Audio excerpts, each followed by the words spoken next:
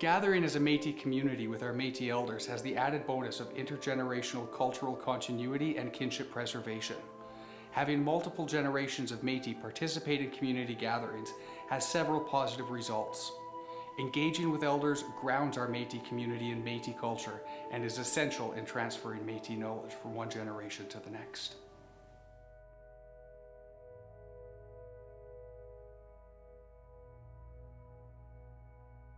My name is Philip Gladue, and I'm Métis Cree.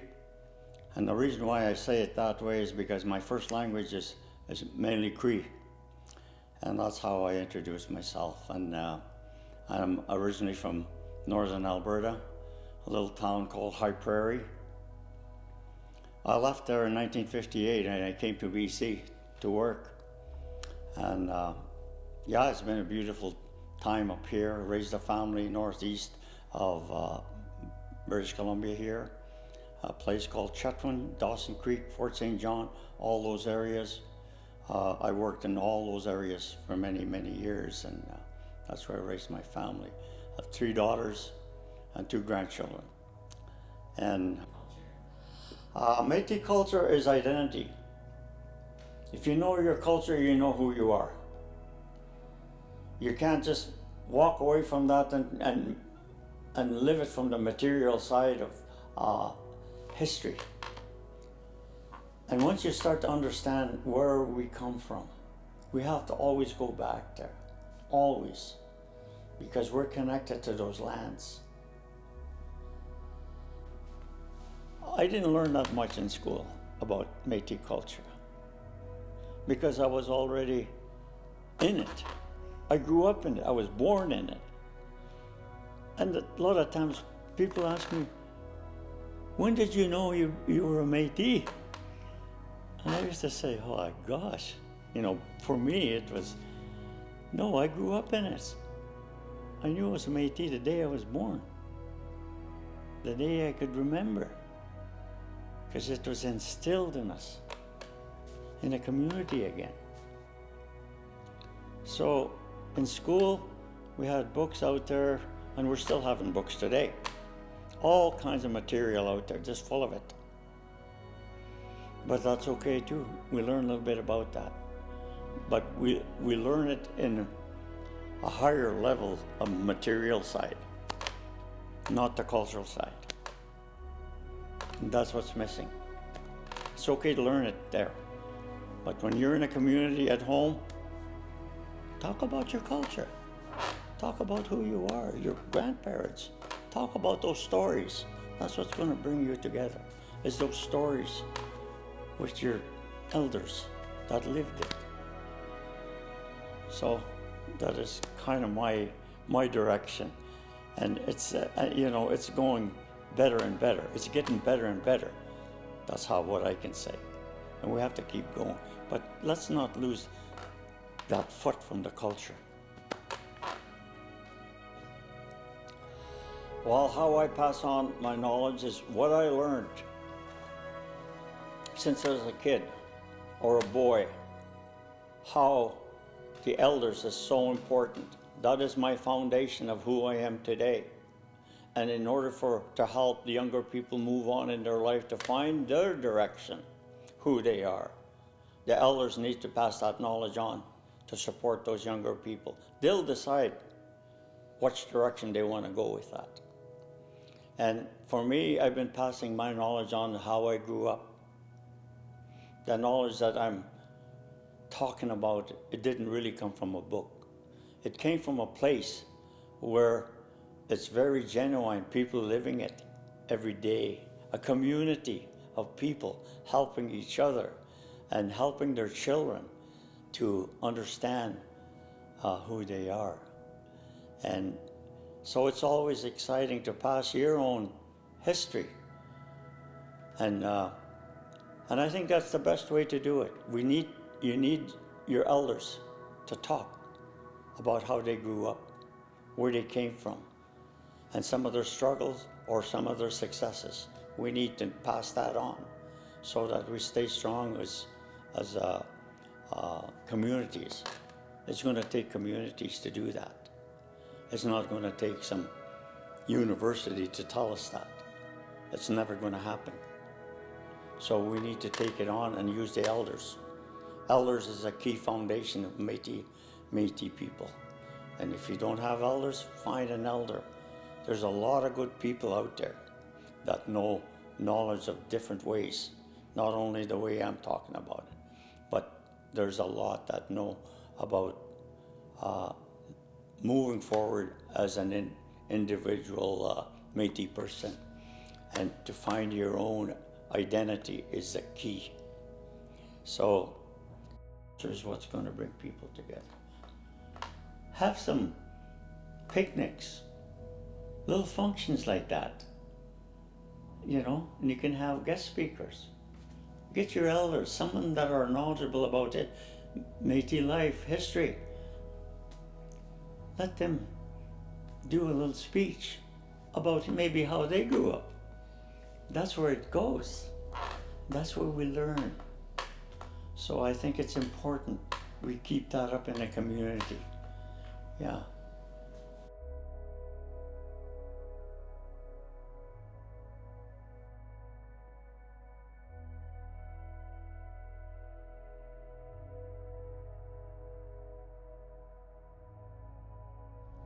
Nuihuin Stella Erasmus Johnson, McLennan, Alberta Yokte, Ginitaugian, Magota Homa Hiwigian, Sanaimo Waski Kasikatik.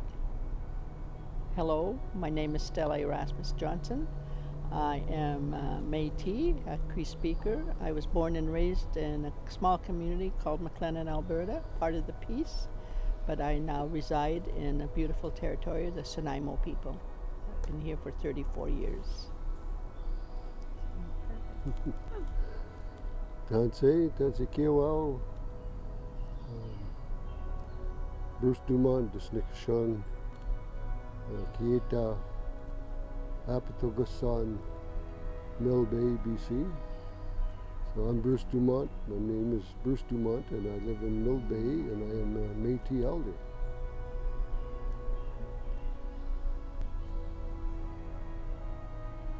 If the importance of learning about Métis culture is, well, I was very fortunate because I knew who I was when I was born and lived with that. You know, my parents were fluent in the Cree language, and so that's my mother tongue, the Y dialect, and they both spoke fluent Cree.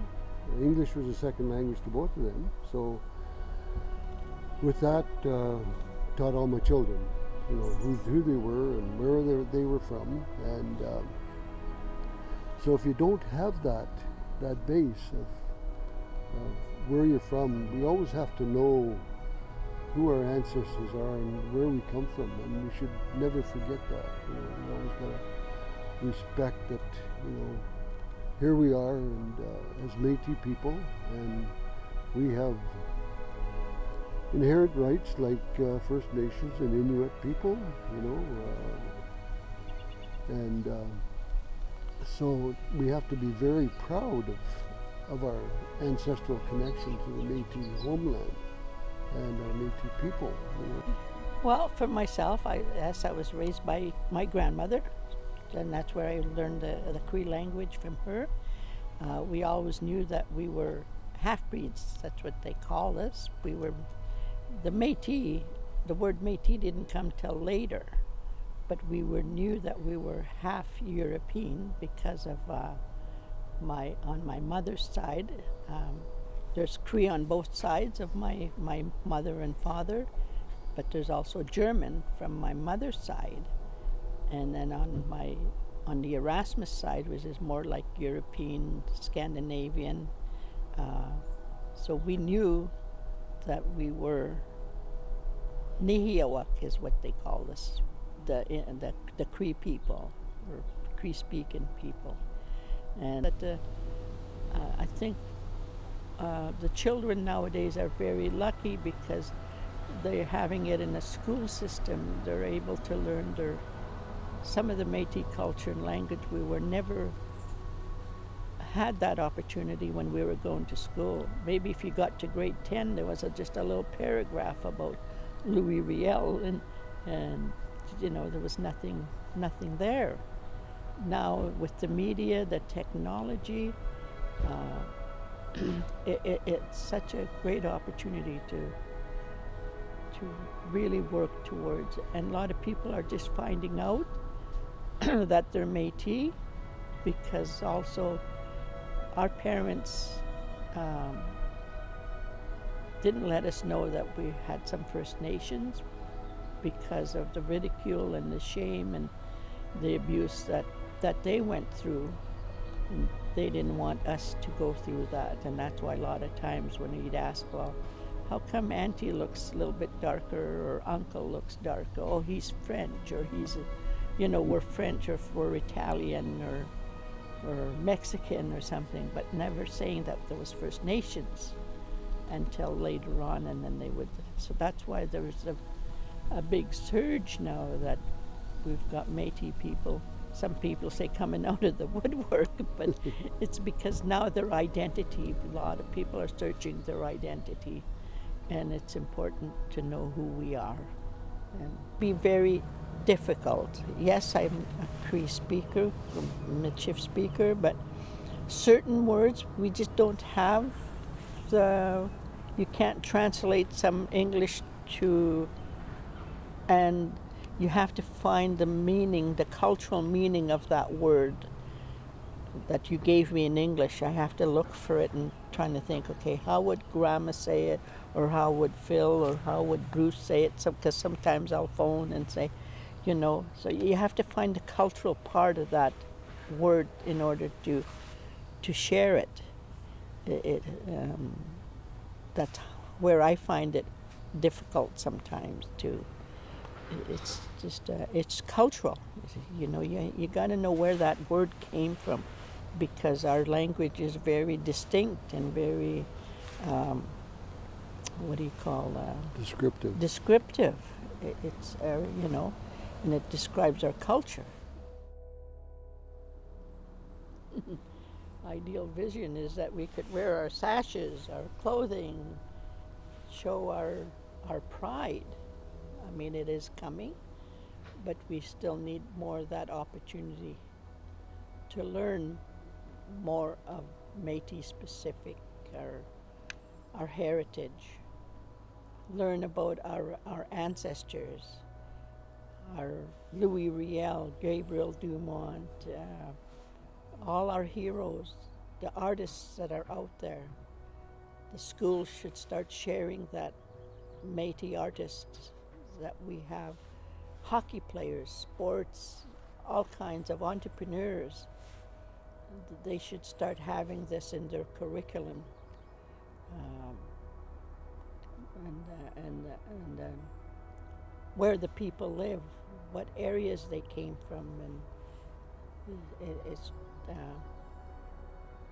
you know, we learn about the American history or European history, but we don't learn anything about our own Canadian people that made this Canada the way it is.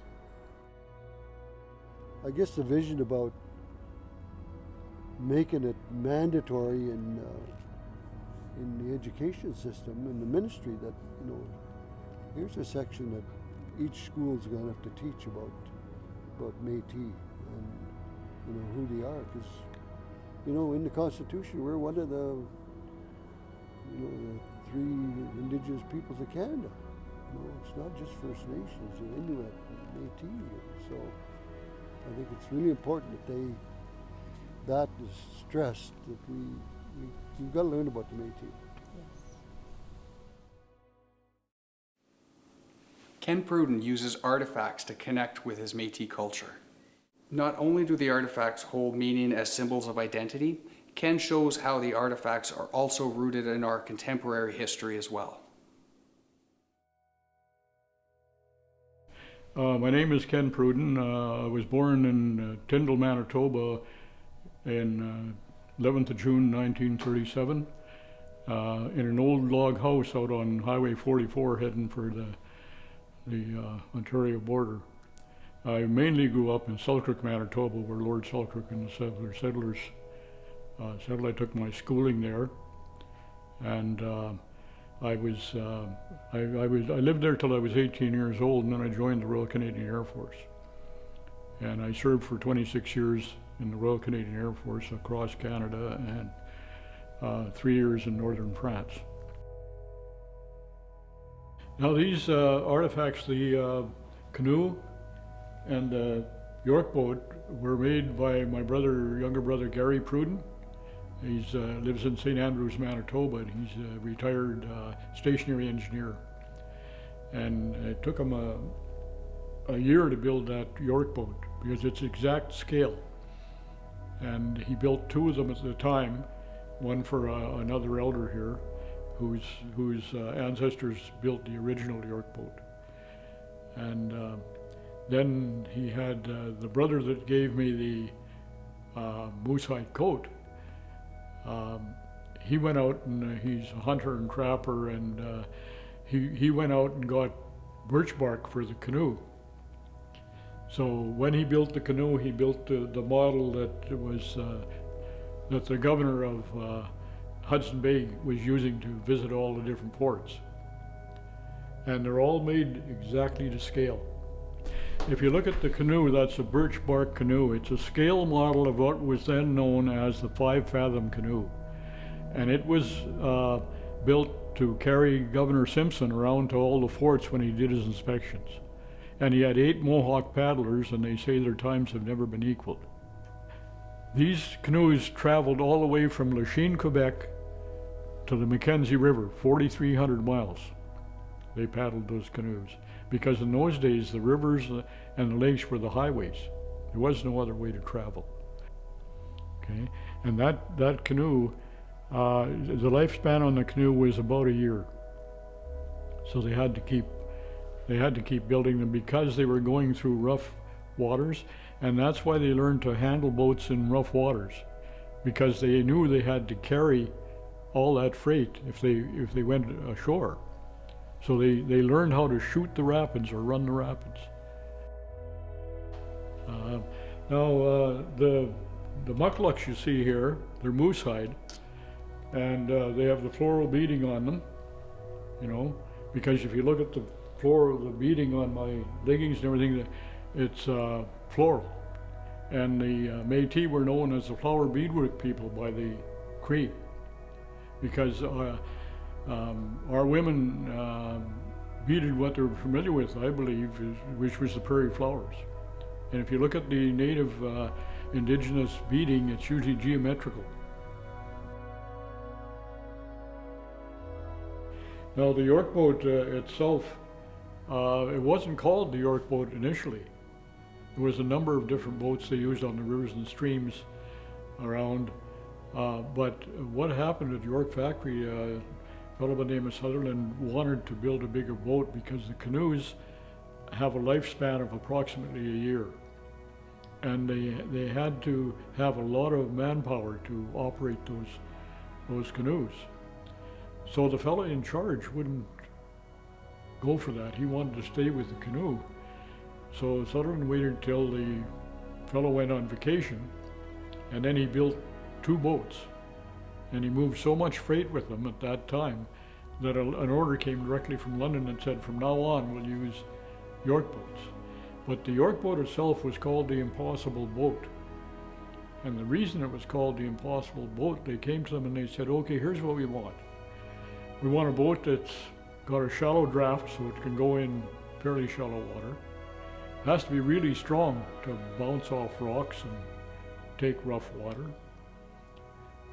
Has to have a small crew, because we don't want a whole bunch of men in there. Has to carry a large payload, because we want to really haul freight. And it has to travel with or without wind. So they built that boat that way, and the largest one was about 42 feet long, with about a 12-foot width. And all up, the largest one loaded could go up to 14,000 to 16,000 pounds.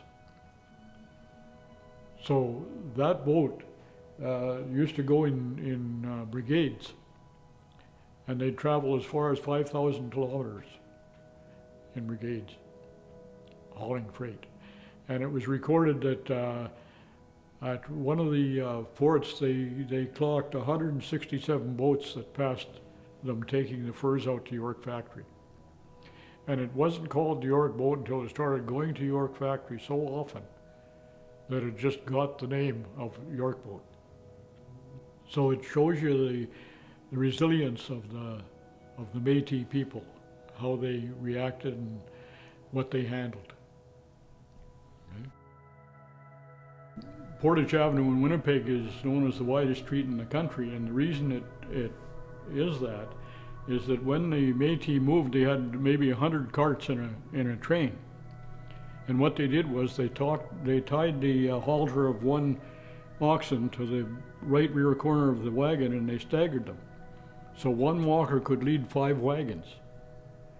And Portage Avenue started out as Red River Cart Trail, and it could accommodate 20 wagons. And then if you look at the front here, there's a little pouch with a rose on it. And this is to show how we moved ahead, right?